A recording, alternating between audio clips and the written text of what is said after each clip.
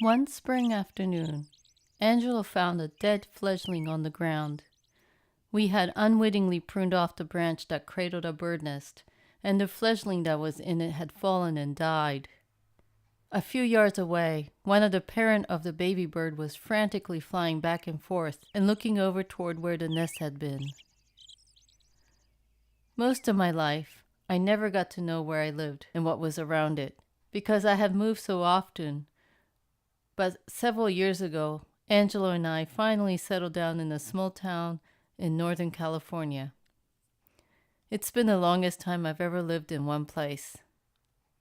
However, I was busy working all of the time, and when I wasn't working, I stared at the laptop monitor, taking in the news that weighed me down. That day, when we were tidying our yard, we had been too distracted to notice that a bird had taken up residence and built a nest in our yard. One summer night, we were woken up by a loud bird singing, one song after another like a car alarm. We Googled loud, night, bird singing. Mockingbird, the search results said. Later, when I went outside, I saw a bird just like pictured on the internet, perched on top of our roof.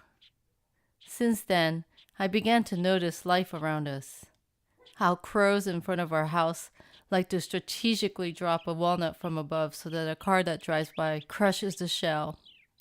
And how a pair of mallards fly in a perfect sync through an obstacle course between trees without hitting a branch. And how tiny birds called bush tits can build complex hanging nests using spider web silk, bits of feathers, leaves, and other fiber. Our suburban landscape is teeming with life, and I didn't even know it. Scientists say habitat destruction is one of the greatest threats to biodiversity. Maybe I don't have to look so far away to save wildlife. Paying attention to what's happening where we live can be a start.